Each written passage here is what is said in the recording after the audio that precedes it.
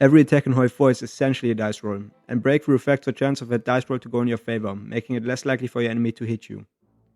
For every enemy attack that you can counter with a breakthrough, the chance of getting hit is 10%. Once you have no more breakthroughs left, the remaining attacks get a 40% chance of hitting you, reducing your orc and HP significantly faster. Every attack beyond the enemy's breakthrough is called a crit. This is exactly the same way in which defense works as well. Combat modifiers are multipliers that apply to your stats in combat. People often don't realize that these are multiplicative, which makes it crucial to stack tons of different modifiers, which enables you to reach absurdly high stats. The most common modifiers you can stack are Intel Advantage, Ground Support, which is determined by how much gas is in the battle, Planning, Entrenchment, Commander Skill abilities as in Force Attack and Last Stand, and most importantly, Country modifiers. Country modifiers come from your advisors and spirits.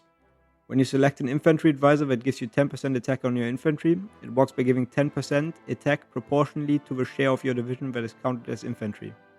You can check how much that is by hovering over the division composition menu. For a unit consisting of 50% infantry and 50% tanks, a 10% infantry modifier will award 5% more attack to the entire division. Agency's biggest usage is to give you up to a 15% Intel Advantage combat modifier. This is huge and solely determined through the army intel you have in your enemy. Ways to increase that is by using spy planes, having a 100% intel network on your enemy, infiltrating his army, and by upgrading your military department in the agency tab. Other extremely powerful uses of agency, if allowed, are lowering stability and war support, especially on nations that are highly dependent on it, like the US or the UK. And also to steal blueprints off of allied nations. If allowed by the rule set, it's common for the US to steal Fighter II from Australia, for example. The simple answer is none. That is, because it offers no organization and HP, both of which are crucial to a good division. Its soft attack is often strongly overrated because it is a free width battalion. If you actually compare its soft attack to other battalions per combat width, it's not that high. It also takes up a lot of supply and has terrible terrain bonuses.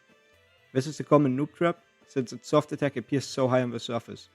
But once you run the important calculations, you'll quickly realize that it's not actually viable.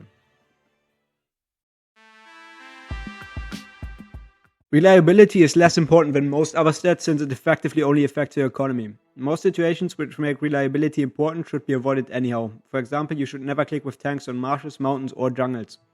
The only high attrition situation in which your tank should ever really be in is on deserts, and even there the losses can be discarded by the mere fact that tanks with high reliability would not have the stats to push the desert anyhow. Reliability gets increasingly more important as you have more of an equipment type in the division. As long as you have less than 15 units of any equipment in your division, reliability will change literally nothing.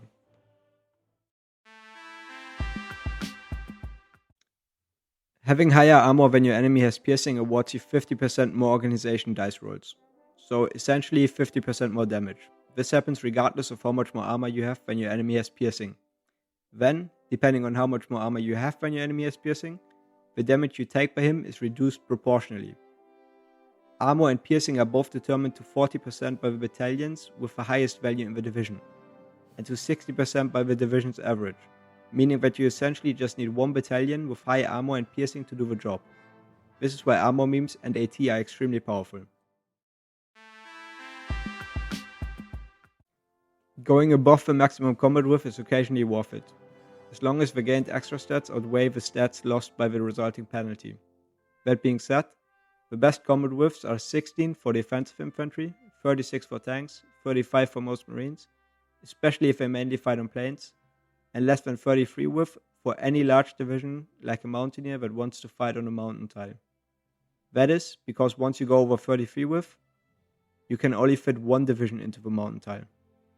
Lower width is generally better for defensive purposes since the orc per battle increases significantly, although the same applies for the losses, which also increase significantly.